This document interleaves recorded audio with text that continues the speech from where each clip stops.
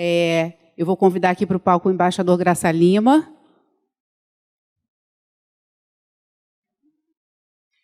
Embaixador. Vamos fazer a apresentação dele aqui.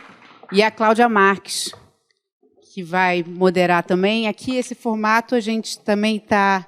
Aqui, por favor, embaixador.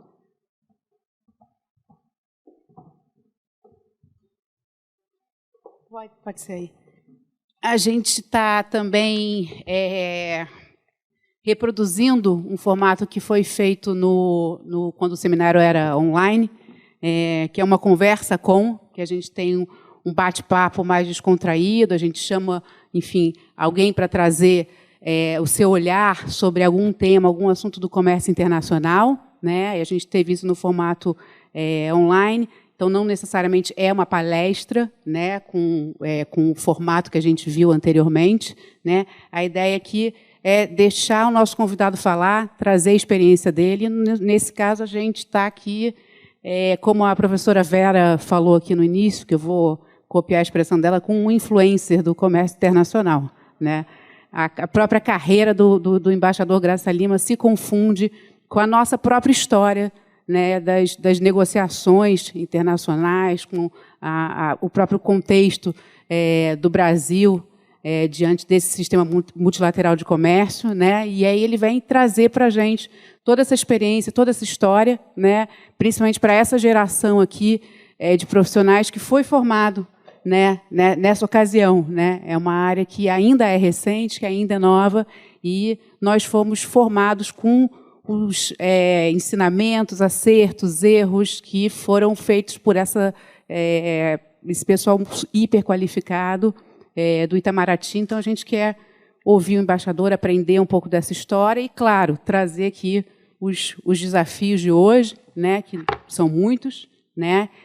Eu vou fazer aqui uma breve apresentação, enfim, só para contextualizar. O Graça Lima é vice-presidente do Conselho Curador do SEBRE, é árbitro do Mecanismo Provisório de Apelação da OMC, MPIA, a gente vai certamente falar sobre esse assunto, diplomata de carreira aposentado, e aí a gente começa, né? Ele serviu na Delegação Permanente do Brasil em Genebra como secretário durante a rodada Tóquio, foi conselheiro nos primeiros anos da rodada Uruguai e foi representante permanente adjunto junto ao GATT. Então, a gente tem aqui realmente uma oportunidade de ouvir um grande especialista. Obrigada, embaixador, pela presença, por vir do Rio de Janeiro, né, e saudações rubro-negras.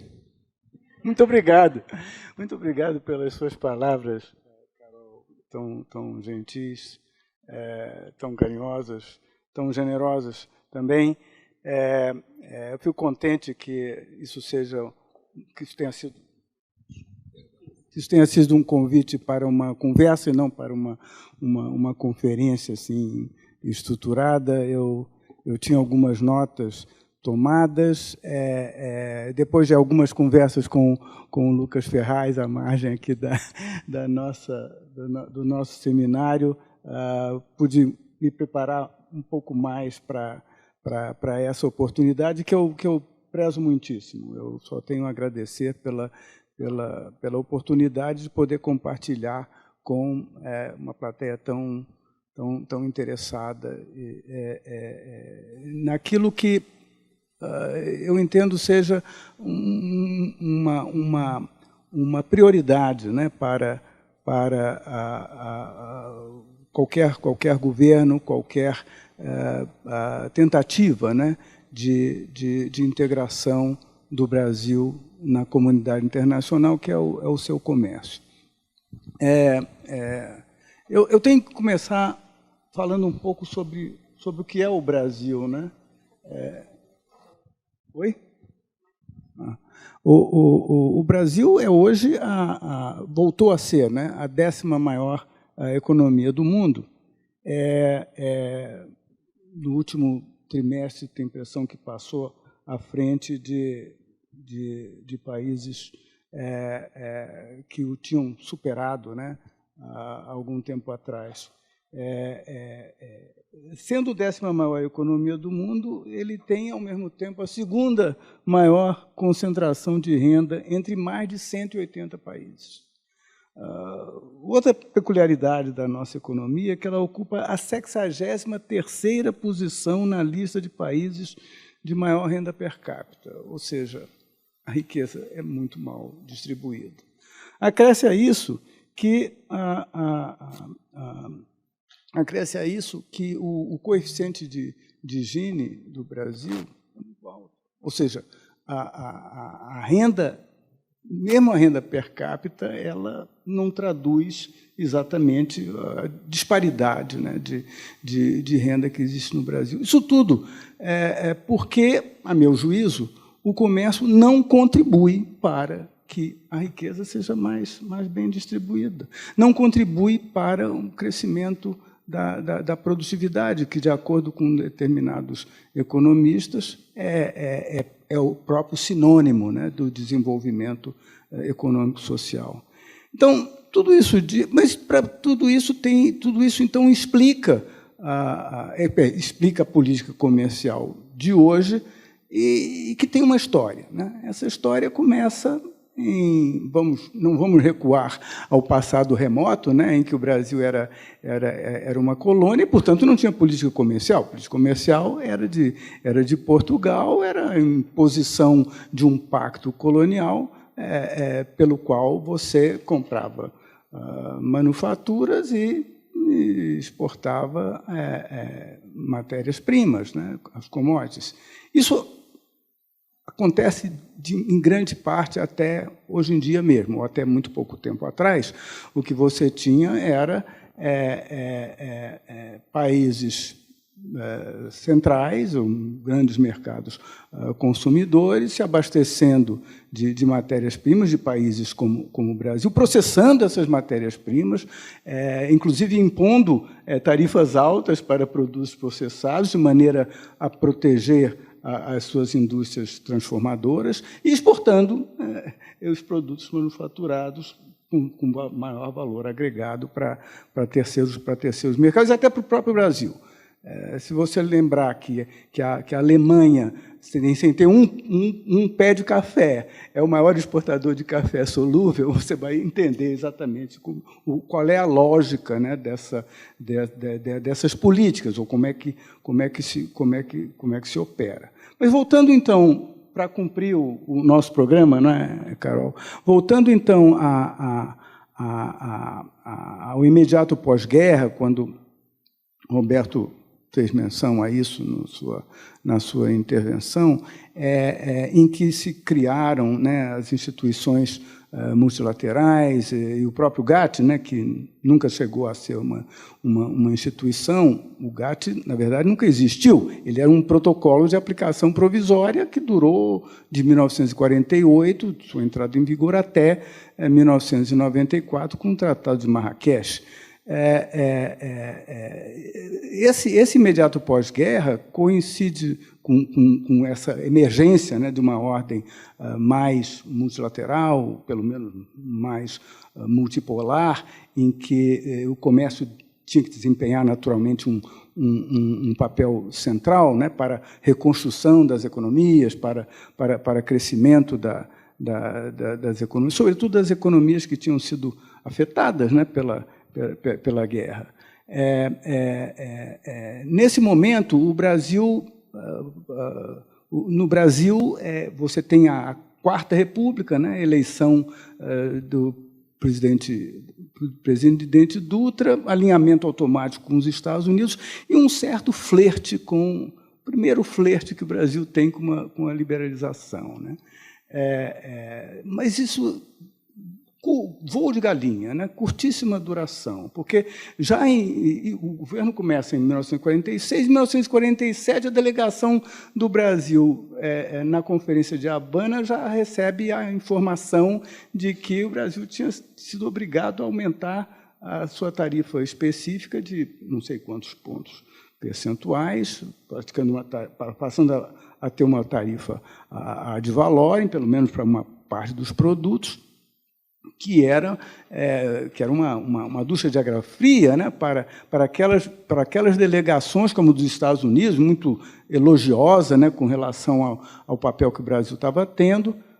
Naquela época, você só tinha 3 países latino-americanos, a propósito, né, negociando tarifa e aceitando, né, aquele capítulo de política comercial da Carta de Havana: Brasil, Chile e Cuba. E, naquele momento, então, o pessoal deve ter pensado assim: puxa, que pena, né? O Brasil vai estar aplicando uma tarifa mais alta do que ele deveria estar aqui nesse esforço e tal, mas é melhor ter o Brasil on board, né, do que fora. E assim foi. E assim foi durante todo o período, né? Não estou falando mais nem dos anos 40, né? mas dos anos 50, com o governo Vargas, e depois Juscelino Kubitschek. E aí, então, aqueles 2 fatores que influenciaram de maneira decisiva e até, eu diria, até 1988, com a reforma tarifária do Sarney, 2 fatores decisivos para o comportamento, né, do Brasil com relação à política comercial. Primeiro, a necessidade percebida de industrialização. A segunda, preocupação com balanço de pagamentos. Então, nos anos 60, quando você tem plano de metas do Juscelino Kubitschek, fim dos anos 50, né, começo dos anos 60, planos de metas, esforço enorme de industrialização, políticas que vão ser inspiradas pelo ideal cepalino de, como se diz, modelo que se traduz no modelo de substituição de importações, que controle, né? controle de câmbio e medidas restritivas, um esforço enorme de exportar para, de novo, criar caixa, poder pagar os compromissos financeiros e, ao mesmo tempo, também financiar a indústria, coisa que tinha sido feita no passado pelo café, hoje, ou naquela época, já por uma indústria nascente que ia se crescendo e se diversificando, mas sempre ao amparo de medidas de incentivo, né? Incentivo governamental, ou seja, subsídios e também tarifas altas, todo tipo também de medidas não tarifárias, né? Vou recordar, por exemplo, o anexo C do comunicado 7 da CACEX, que é um exemplo, né, definitivo, talvez até extremo, né, de como você pode proibir, ainda que provisoriamente no papel, importações para, enfim, se fechar. O Brasil, deixa eu fazer um parêntese aqui, eu considero que o Brasil não é uma economia nem mais aberta, nem mais fechada do que qualquer outra economia. Cada uma delas, as mais... enfim, mas é que as medidas aplicadas, algumas são justificáveis, outras não. Algumas são legais, outras não. Grandes grupos de países como a União Europeia têm uma política, todo um setor perfeitamente protegido e subsidiado.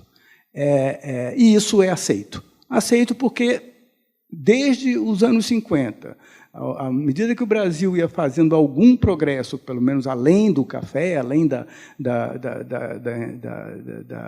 indústria manufatureira, os países mais desenvolvidos, próprios Estados Unidos, depois a Suíça, o Japão e, mais adiante, inclusive, a União Europeia, com a sua política agrícola comum, se fecharam em agricultura. O que criou para o Brasil justamente esse constrangimento, né, que, em grande parte, persiste até hoje. Né?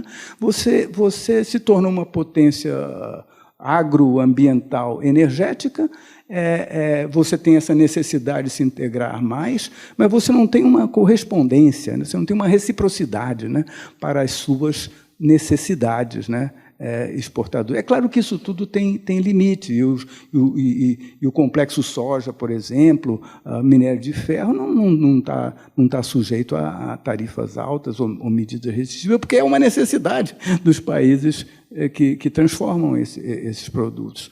Mas isso causa um incômodo, de certa maneira, político, por parte do Brasil, e dá, de certa maneira, razão às indústrias, aos setores produtivos que, enfim, temem ou receiam uma abertura comercial que vá prejudicar irremediavelmente, né, as suas atividades. Então, você vive um momento assim, você está vivendo, o Brasil sempre viveu, por causa dessas peculiaridades, né, esses determinados impasses. O Brasil nunca fez acordos, né, nunca fez grandes acordos, como os Estados Unidos fizeram nos anos 30, antes da guerra, antes de se engajar na criação do GATT, junto com o Reino Unido. Mas o Brasil era integrado. O Brasil, de acordo com certos autores, entre os quais eu talvez me inclua, não precisa, na verdade, desses acordos, porque os acordos comerciais, sobretudo os de última geração, eles não propriamente criam comércio. Eles não têm maiores dispositivos assim sobre acesso a mercados. O mercado de produtos industriais está perfeitamente mais aberto, né? Então não há ali grandes desafios. O fechamento está na agricultura mesmo. E aí, o que é que um acordo pode trazer para o Brasil?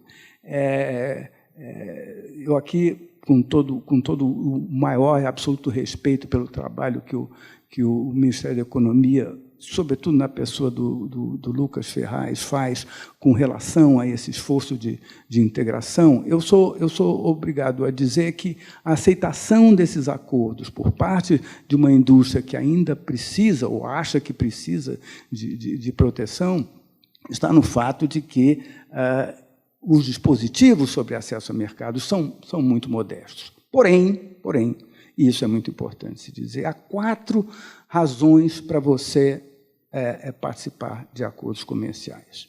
E essas razões eu tive que tomar nota aqui, mas eu não vou recuperar a tempo, vamos ver se eu me lembro de cor. Primeiro, a segurança jurídica. É isso que leva a que os países engajados em acordos não dependam ou dependam menos do respeito às regras multilaterais. Isso é muito importante. O segundo motivo no caso específico, inclusive, do Mercosul e União Europeia, é consertar um bocado o Mercosul. Mercosul, se um dia você tiver um acordo Mercosul-União Europeia, o Mercosul poderá vir a ser uma união aduaneira, porque ali, contido nesse acordo, você tem medidas, você tem dispositivos, cláusulas que obrigam o Mercosul a práticas que ele hoje ainda não tem. Então, isso é muito importante, a parte institucional. Existe também a questão da harmonização de regras, que é muito importante, né? Que é muito civilizatório, né? para um país como o Brasil, que, devo dizer, com toda honestidade, fez grandes progressos já nessa área. Mas você tem ainda a questão fundamental, que é essa de você estar integrado apenas ou quase que exclusivamente pelo agronegócio, porque pela parte da indústria, com uma produtividade declinante, primeiro falta interesse, né, em você, por exemplo, ter um acordo com a China ou com os próprios Estados Unidos. Os Estados Unidos inclusive, uma outra história, né, porque você só pode mesmo almejar ter um acordo com a União Europeia. Com o Mercosul ou com o Brasil, com os Estados Unidos, a questão comercial é tão tomada por razões políticas, de repente até um pouco ideológicas, como foi no caso da administração Trump, hoje muito menos, e no caso da China, então, por razões comerciais mesmo, né? É difícil você imaginar um acordo de livre comércio entre Brasil e China.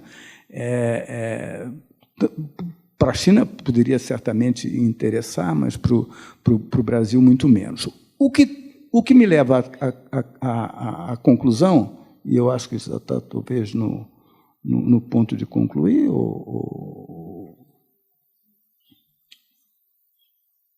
então, posso até adiantar o serviço e abrir para perguntas. O que me leva à conclusão de que você tem que começar mesmo pela abertura.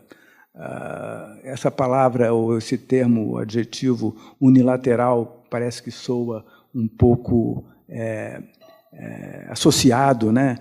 Ou tem uma conotação negativa, né? Em vista, por exemplo, do unilateralismo praticado pelos Estados Unidos antes da rodada do Uruguai e mais recentemente pela chamada guerra comercial dos Estados Unidos com a China. A guerra comercial dos Estados Unidos com a China nunca existiu, né? Cá entre nós, né? Vamos combinar que nunca o comércio entre a China e os Estados Unidos esteve tão...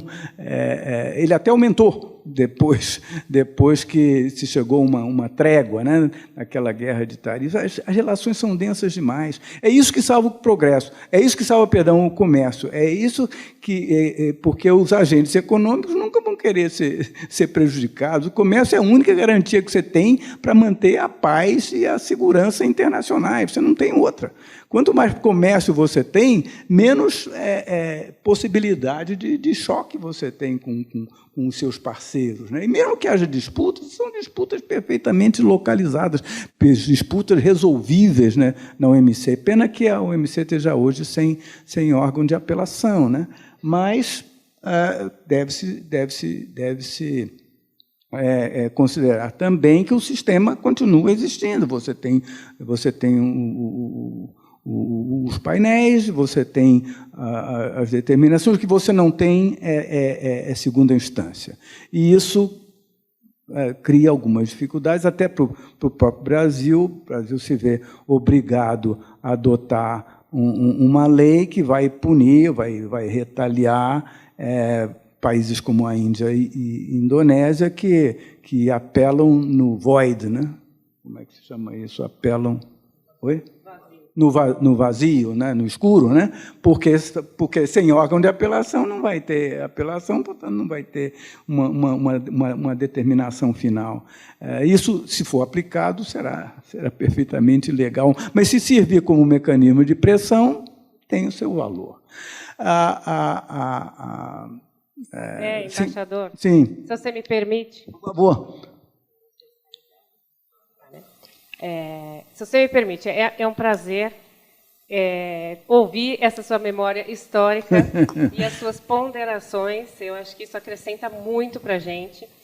Não é porque a gente está aqui numa arena, é claro que a gente fica com vontade de provocar nesse modelo aqui de debate, mas já que você está trazendo a questão do tribunal arbitral, a gente falou aqui um pouco de acordos comerciais, de abertura unilateral. E a gente, quando olha para o multilateralismo de volta, né, de volta para a origem ali, no multilateralismo, a gente está vendo que estamos enfrentando alguns problemas, entre eles, como o senhor acabou de mencionar, a questão do tribunal, do órgão de apelação, que hoje está paralisado, né? Então, a gente viu agora, em julho passado, a divulgação do primeiro laudo arbitral de apelação, pelo artigo 25, né, apesar de ter sido uma decisão ad hoc entre Turquia e União Europeia. Artigo 25 de arbitragem, e de arbitragem, dentro do DSU. E não dentro do MPAI, né, que é o Tribunal Arbitral agora temporário. A minha pergunta é, se essa estrutura do que a gente viu nesse laudo arbitral que saiu agora, e o conteúdo dele, se isso é um indicativo do que vem para soluções em órgão de apelação, ou isso é apenas uma medida paliativa, isso permanecerá em forma de laudos arbitrais? Qual é a sua opinião com relação a como a gente vai solucionar as disputas em termos de órgão de apelação agora? Com o órgão de apelação, havia muito pouco recurso, né, à arbitragem em si, né? A preferência era, francamente, pela adjudicação, e o que os Estados Unidos não previam é que o órgão de apelação ia ser acionado quase que automaticamente a cada decisão. Daí, essa é uma das razões pelas quais os americanos, desde a época do Obama, inclusive, já se sentiam incomodados, né, pelo que consideravam o ativismo do órgão de apelação. Por isso mesmo é que se encontrou essa brecha, essa oportunidade de se criar um mecanismo provisório. Ele foi criado em 2020, quer dizer, foi criado em 2020. Primeiros 2 anos era para durar apenas 2 anos, enquanto o órgão de apelação não era restabelecido. O órgão de apelação, o órgão de apelação agora entrou num pacote mais amplo, que é a reforma da OMC. Ninguém sabe até agora qual é o futuro. Eu não arrisco a fazer futuro nenhum, a prever futuro nenhum. Eu só sei uma coisa, que cooperação e disputa vão continuar sendo a tônica das relações internacionais e das relações comerciais no futuro. Isso eu posso garantir. E eu acho também, talvez por uma questão de estar migrando já do prático para o filosófico, que tende a haver um equilíbrio, né, entre esses dois movimentos. Celso Laffer falaria de movimento centrípeto e movimento centrífugo. E é assim que eu vejo. Quer dizer, eu vejo com confiança o futuro, justamente porque ninguém corta o galho onde está sentado, né? A prioridade do ser humano é hoje salvar o planeta, né? Ou deveria ser salvar o planeta. Só que isso tem custo, e não é medida de curto prazo. Esse que é o grande drama que a gente tem que considerar. Mas eu também não tenho a menor dúvida, o Roberto estava falando sobre o futuro dos filhos, ou dos netos. Eu não tenho a menor dúvida de que o futuro não será melhor nem pior do que o presente. Ele será diferente. Ele será bom em alguns aspectos, não será tão bom em outros. Mas a humanidade tende, se você olhar a história, você considerar que houve progressos em algumas áreas, muito menos em outras. E você tem, o que você tem hoje são essas questões mais prementes, do tipo desigualdade de toda a natureza, né? E problemas que já se julgavam superados no passado e que estão afluindo, mas tudo isso é parte de um processo, né? Mas para responder finalmente a sua pergunta, não sei, a ansiedade, posso dizer pelos meus colegas árbitros do MPIA, que quanto mais cedo o órgão de apelação voltar a funcionar, melhor. Enquanto isso, nós já vamos para a nossa 57ª reunião organizacional, esperando que um primeiro caso venha a ser considerado pelo MPIA. É possível que uma disputa entre União Europeia e Colômbia venha a cair no nosso colo em algum momento. Estamos na expectativa. Nós esperamos também. A professora Vera vai fazer uma pergunta. Fiquei quietinha a manhã toda, mas agora eu não resisto. Embaixador, é um privilégio imenso ouvi-lo contar histórias. E agora eu recomendo a todos vocês, por favor, chegarem em casa, se inscreverem no SEBRE e assistirem às 10 aulas que o embaixador Gassa Lima e o Vitor organizaram sobre a história, sobre a evolução das rodadas. Está preciosa, aquelas aulas são preciosas. Tá? Agora, o meu comentário, embaixador, deixa eu ter uma visão, eu tenho uma visão um pouquinho diferente da sua em relação a acordo, né? que é o seguinte: tarifa, desculpe, eu já sou aquela pessoa, mexei muito com câmbio, eu não acredito em tarifa. Acho que tarifa você manipula com câmbio, come. Então, tarifa, para mim, não é tão relevante, coisa que os empresários brasileiros ainda não aprenderam. Para mim, o que segura comércio é a maldita regulação. Tá? É o trabalho do TBT, trabalho de SPS, agora as medidas ambientais, as TRAMs. Embaixador, tem 14 mil Trade-Related Environment Measures notificadas à OMC. Advogados, está cheio de trabalho para vocês. Então, embaixador, por que para mim é tão importante ter acordo? Com o país pobre, a gente discute tarifa, que é importante tarifa para eles. Qualquer relacionamento com países desenvolvidos, mais ricos, é tudo regulação. Sem acordos, os acordos obrigam, tem que sentar. O pessoal de um lado, o pessoal do outro. Estados Unidos, tem que sentar porque tem que estar previsto que tem que sentar tantas reuniões. Por quê? A turma do carro tem que falar, o componente tem que falar, tem que dizer que não quebra, etc. E só forçando o relacionamento técnico desse pessoal é que você começa a fazer comércio.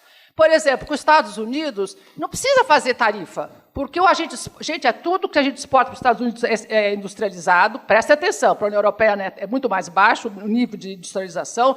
Com os Estados Unidos chega a 60%, com a Europa é só 30%, a gente só consegue exportar commodity para a Europa. Mas aí, como é que você quer exportar pedaço do automóvel se não tiver os Diegos da vida, o pessoal do Inmetro, discutindo ISO, TBT, SPS, etc. Então, embaixador, acordo é muito importante por causa disso. Se você olhar nos acordos de última geração, é só sobre regulação que está sendo feito. Vera, eu nunca pretendi dizer que acordo seja desimportante. Eu dei até 4 razões para justificar acordos. Mas se você olhar todo o setor agrícola, todas as políticas de sustentação de preços no mundo inteiro, hoje já não é só União Europeia, é Índia, é China, entendeu? O próprio Brasil, né, quando consolidou as tarifas no rodado do Uruguai, botou tarifas altíssimas para, sei lá, o Brasil não importa banana, o Brasil não importa arroz do próprio Uruguai, entende? São skeletons in the closet, né, que você tem e que torna a tarifa realmente, em alguns casos, eu estou de acordo, não em casos de produtos industriais, mas em questão agrícola, torna a tarifa um instrumento de proteção poderosíssimo. Alguém mais quer fazer algum comentário? Se não, tem um último comentário aqui para encerrar. Acho que não, né? Não, eu só queria... Só para encerrar, logicamente, agradecer novamente, só para trazer um último assunto para a gente fechar rapidamente, porque a gente já está atrasado, que é, aproveitando um gancho da professora Vera, que ela falou das questões ambientais, a gente viu mais cedo o Roberto falando, viu no primeiro painel, mas isso, embora, enfim, seja um tema muito quente agora, do momento, né, a gente já viu isso ser discutido lá atrás, na própria OMC, em disputas envolvendo o Brasil, com relação à gasolina, enfim, tem alguns dispositivos lá no preâmbulo de Marrakech. De que forma o senhor, que acompanhou essas negociações e está vendo esse tema agora, quais são as semelhanças, as diferenças dessa discussão que houve lá atrás para o que a gente vê hoje, principalmente em relação a essas medidas notificadas e ao que a gente estava conversando mais cedo? Eu não sou especialista nessa matéria, mas eu tenho uma visão, como é que eu vou dizer, informada do tema, que é a seguinte: em Marrakech, o meio ambiente entra em Marrakech, né, através de uma resolução, de uma decisão, porque já tinha havido a Conferência do Rio, em 1992. Né? Era uma novidade. Durante a rodada do Uruguai, o tema foi discutido. Eu participei de muita reunião a respeito, mas naquela oportunidade, e antes da Conferência do Rio, o que você via era países em desenvolvimento temerosos de que o argumento da falta de proteção ao meio ambiente pudesse ser utilizado do momento em que o meio ambiente entrasse no GATT ou na OMC, pudesse ser utilizado para fins protecionistas. E era uma preocupação real. Da mesma maneira em que o argumento em favor da proteção dos direitos dos trabalhadores pudesse vir também a ser utilizado para você restringir as exportações. Era uma ingerência, digamos assim, né, de uma preocupação perfeitamente legítima num ambiente em que você, tendo um sistema de solução de controvérsia, você pudesse vir a ser, eventualmente, punido, né, por uma medida que não era de caráter comercial, que era... Ou estava, talvez, no máximo, relacionada ao comércio. Então, se você olhar o debate atual, você vai ver essa questão. Não há nenhuma dúvida de que o Brasil precisa controlar o desmatamento, de que o Brasil precisa cumprir fielmente as leis de proteção do meio ambiente.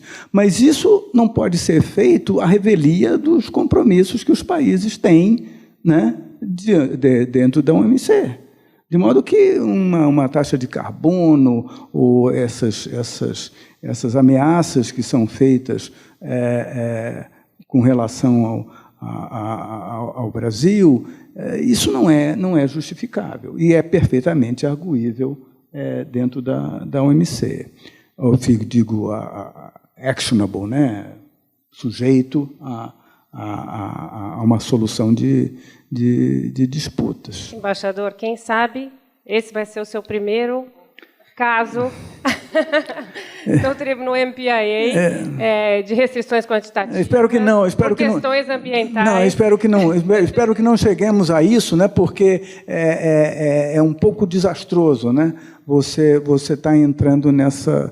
É possível também que, por causa da guerra na Ucrânia, por causa da ruptura das cadeias, que essa questão fique um pouco neutralizada ou amenizada, né?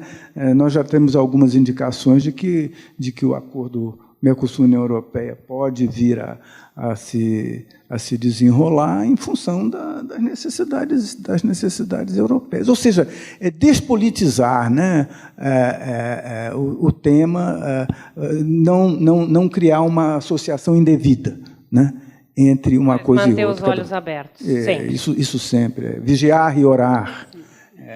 Bom, agradecer e perdoar. Então tá. Então, com essa fala, a gente encerra aqui a parte da manhã. Mais uma vez, obrigada, Cláudia, obrigada, embaixador, obrigada a todos. E a gente faz um intervalo aqui de 1h30 para almoço e a gente retoma com o terceiro painel, que vai falar sobre internet das coisas, regulação. Então, um tema super interessante. Muito obrigada a todos e até já.